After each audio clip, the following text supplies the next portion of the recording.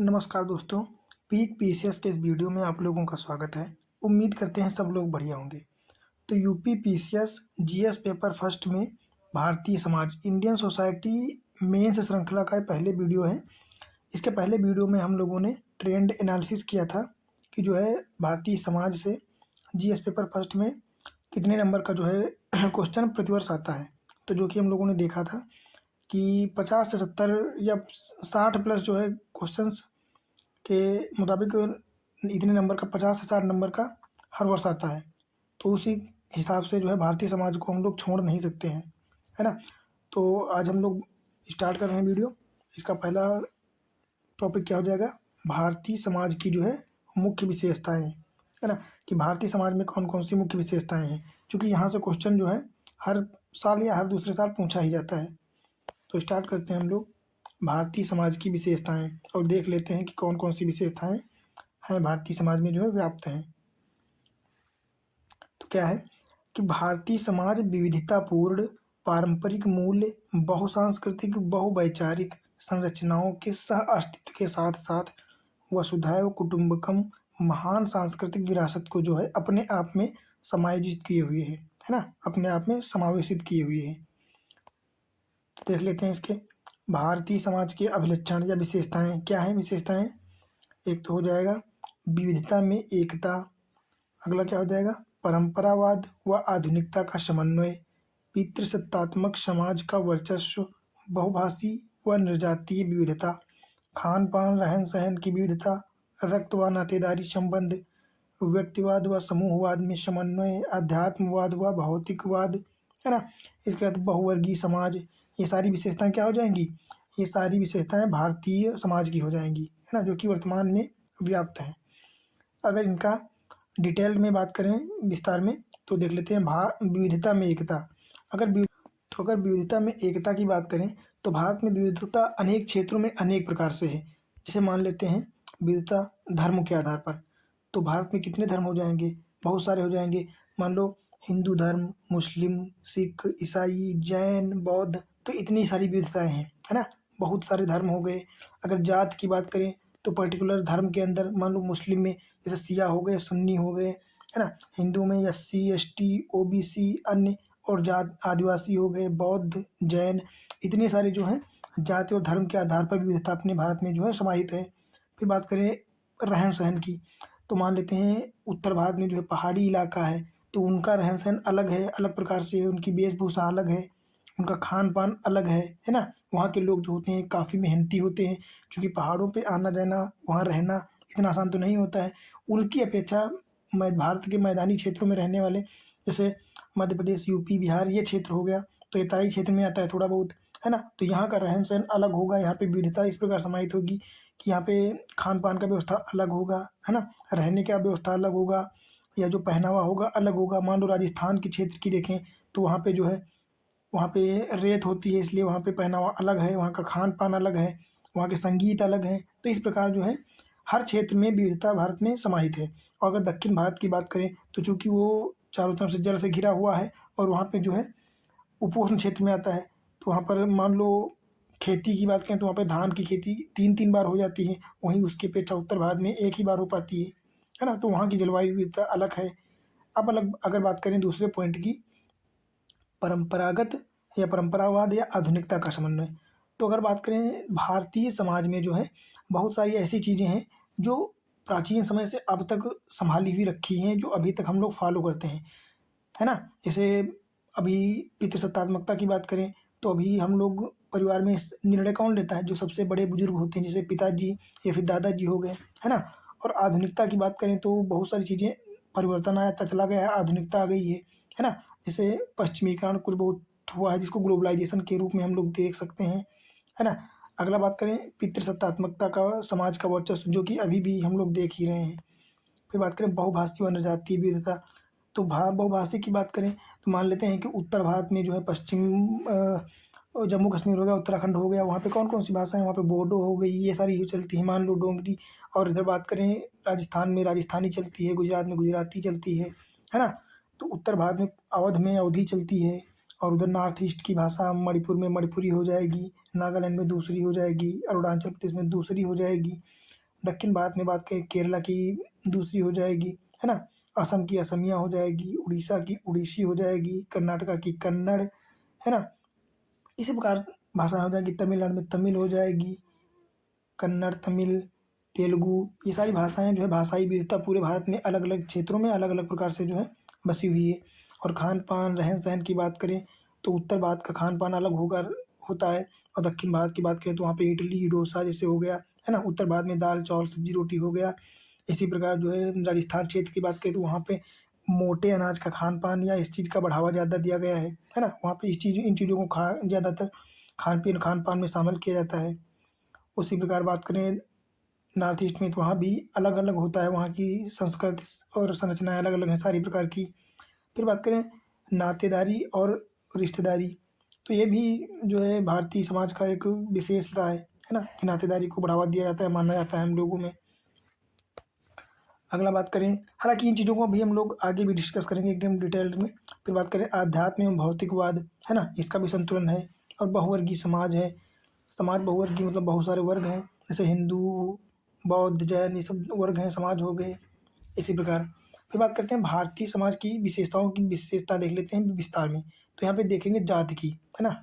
जाति क्या है? तो देख लेते हैं। जाति एक प्राचीन संस्था है, कैसी? तो जाति एक बहुत प्राचीन संस्था है, ये आज से नहीं है, प्राचीन सभ्यता में हड़प्पा सभ्यता के बाद जब वैदिक युग आया है, तब से व्याप्त है ना? कि उच्च वर्ग अलग, निम्न वर्ग, ये वर्गीकरण वहीं से होता चला आया है, जो कि हज़ारों वर्षों से भारतीय इतिहास व संस्कृति का हिस्सा है, बिल्कुल है। तो विशेष रूप से यह हिंदू समाज की संस्थात्मक विशेषता जो है ये है ना?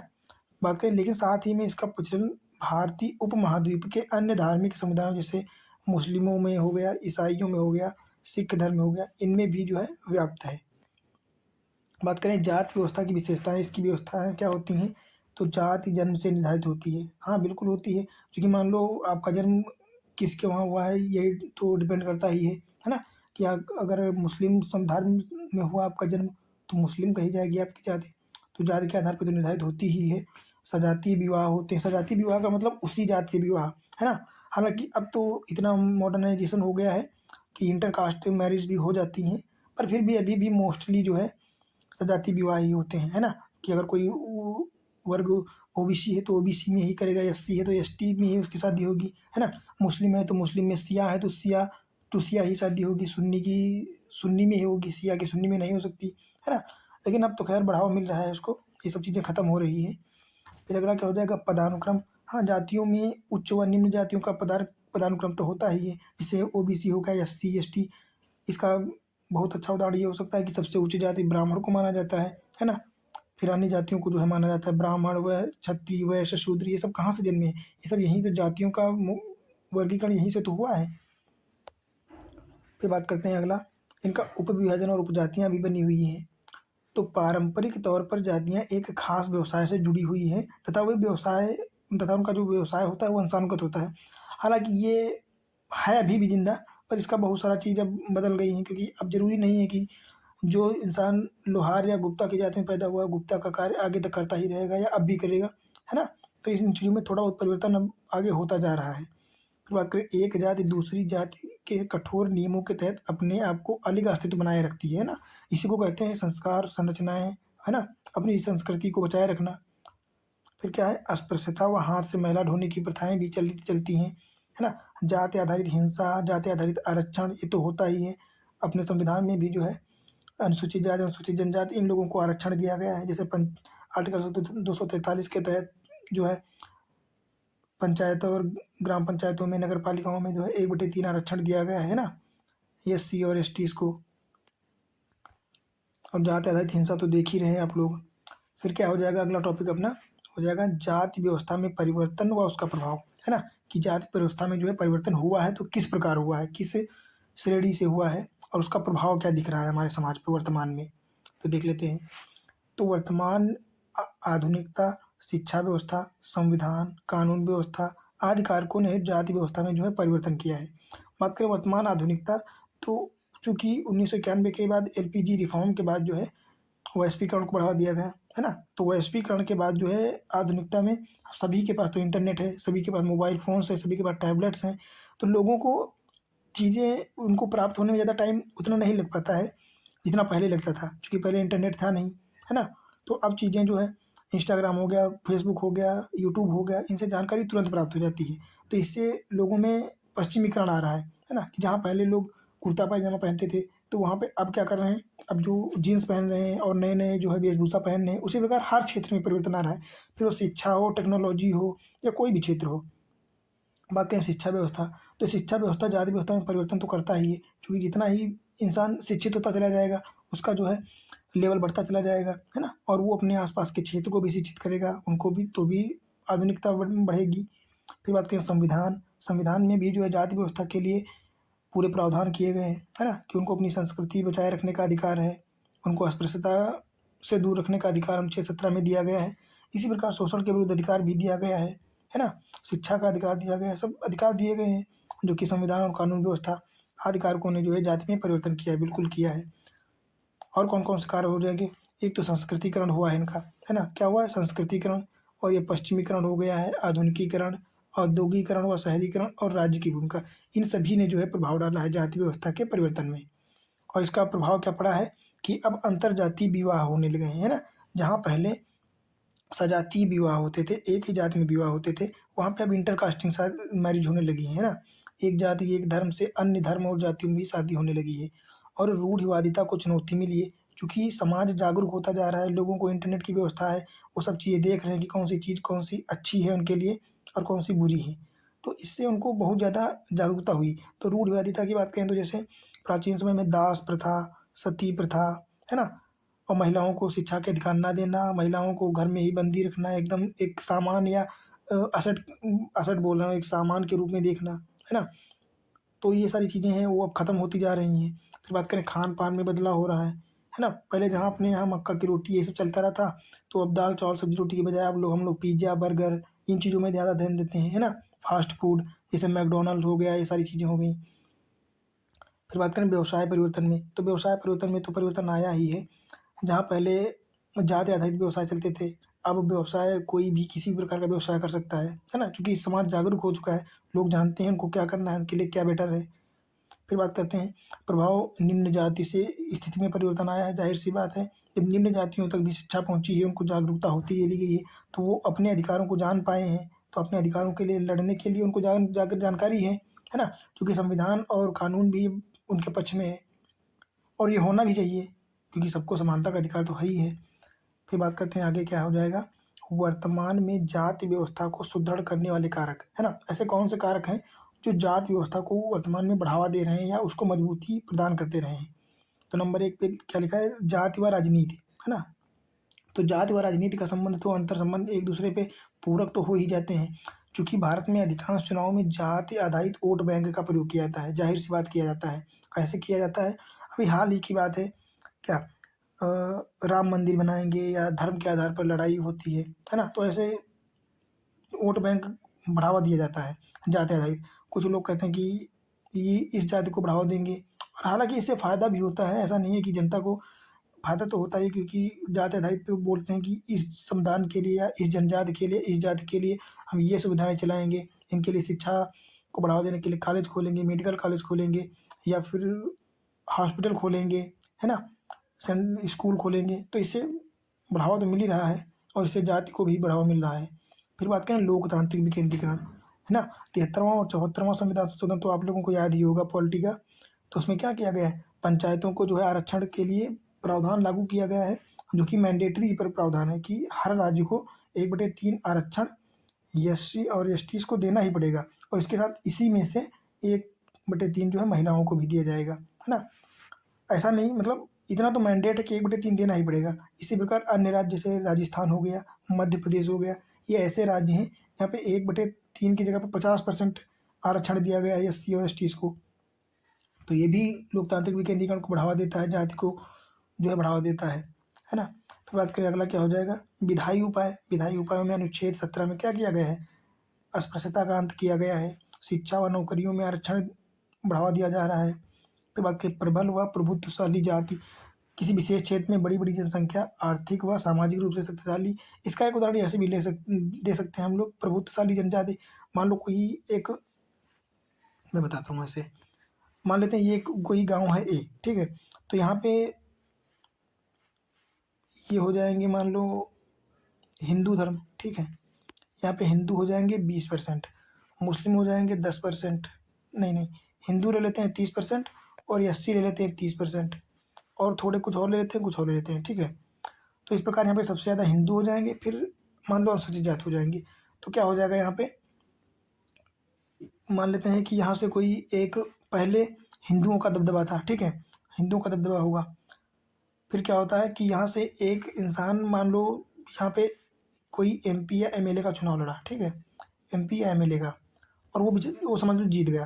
तो जीत जाएगा, तो जहाँ पर हिंदुओं से ये अनुसूचित जाति वाले लोग दब रहे थे पहले, अब वो नहीं दबेंगे, क्योंकि उनकी समाज या उनके क्षेत्र का एक प्रभुत्व बढ़ जाता है ना, कि एमएलए या एमपी हो गया है। तो इससे भी जातिवाद को बढ़ावा मिला है ना। तो ये भी एक प्रबल कारण हो सकता है। और अगला बात करें तो जाति आधारित दबाव समूह और संगठन, हाँ एनजीओ तो इसमें काफ़ी अच्छा रोल निभा ही रहे हैं। बात करें एनजीओ की तो हम लोग देखेंगे इंडियन सोशल जस्टिस में, है ना। फिर बात करें अगला, तो अगला क्या हो जाएगा, नातेदारी, विवाह और परिवार। तो इसमें क्या दिया गया है कि नातेदारी, रक्त व वैवाहिक संबंध, इनसे रिश्तेदारी जो है, रिश्तेदारी दो प्रकार से बनती है, एक तो रक्त और दूसरा वैवाहिक संबंध, है ना। रक्त का मतलब आपके चाचा चाची, दादा, बुआ, तो बुआ से फूफा, फूफा से फूफा लड़का, तो ये सब रिश्तेदारियां जो हो जाएंगी रक्त वाइज हो जाएंगी। और वैवाहिक संबंध मतलब आपकी शादी कहीं से हुई, ठीक है, फिर इधर के और उधर दोनों तरफ के जो है संबंध, रिश्तेदारी बदल जाएगी। तो इस प्रकार बढ़ती चली जाती है रिश्तेदारी। अगला बात करें विवाह, महत्वपूर्ण सामाजिक संस्थाएं, विवाह की विशेषताएं क्या हो जाएंगी कि यह एक महत्वपूर्ण सामाजिक संस्था है, ठीक है, सामाजिक रूप से अनुमोदित तथा रीति रिवाजों व विधि द्वारा स्वीकृत होती है ना। ये जो शादी विवाह विवाह होता है, ये समाज के द्वारा रीति रिवाजों के द्वारा स्वीकृत मानी जाती है। और परिवार की निरंतरता या वंश को बनाए रखने की भी एक संस्था के रूप में जो है इसको देखा जाता है। बात करें आधुनिकता के साथ विवाह संस्था में भी परिवर्तन आया, किस प्रकार के परिवर्तन आया देख लेते हैं। इसके उद्देश्य व लक्ष्य में परिवर्तन, जहाँ परंपरागत रूप में विवाह धर्म व कर्तव्य से संबंधित थे, है ना। पहले अगर विवाह को माने तो विवाह का उद्देश्य पहले क्या था कि अपनी परंपराओं और वंश को बढ़ावा देना, और इसको जो है कर्तव्य के रूप में लिया जाता था। पर वर्तमान की बात करें तो वर्तमान में एक जीवन साथी या एक फ्रेंड के रूप में देखा जाता है ना, एक सहचर्य या साथी के रूप में। परिवार वृद्धि और पालन पोषण, बहुविवाह प्रथा, ये सारी चीजें चालू हो गई, है ना। क्या हो गया है, परिवार वृद्धि और पालन पोषण पर एक भी, अब बहुविवाह प्रथा पर जो है अंत भी का कानूनी रूप से प्रतिबंध भी लगा दिया गया है। यहाँ पहले एक लोग कई शादियां कर लेता था, वो अब थोड़ा सा कम हो गया है। और क्या है, विवाह की आयु में, यहाँ पहले नाबालिग या बाल विवाह होते थे, तो वो परिवर्तन आया क्योंकि समाज जागरूक होता चला गया है। तो अब बाल विवाह होना बंद हो रहे हैं, हालांकि भी पूर्ण रूप से खत्म नहीं हुई है, पर मोस्टली बंद ही हो गए हैं। फिर तलाक और अलगाव में वृद्धि हुई है, क्योंकि समाज अब जागरूक तो हुआ है, लेकिन इससे जो है, जो महिलाएं सेल्फ इंडिपेंडेंट हो जाती हैं तो तलाक या अलगाव की मान्यता में बढ़ावा मिल जाता है। और देखें, लिव इन रिलेशनशिप में वृद्धि हो रही है, ये तो आप लोग समझते ही होंगे। फिर अंतर जातीय और अंतर धार्मिक विवाह भी हो रहे हैं। पहले समजाति विवाह होते थे और समधार्मिक, पर अब समधार्मिक की बजाय अंतर जाति विवाह भी हो रहे हैं। और अब वर्तमान में तो समलैंगिक विवाह भी होने लगे हैं, है ना, कि मेल मेल से शादी कर सकता है, फीमेल फीमेल से कर सकता है, इस प्रकार की। फिर बात करते हैं परिवार, तो परिवार की कौन कौन सी विशेषताएं हो जाएंगी। परिवार समाज की मूल इकाई है, जो कि है भी बिल्कुल सही बात है। फिर मूलभूत व स्थायी है, परिवार एक स्थायी संस्था है ना।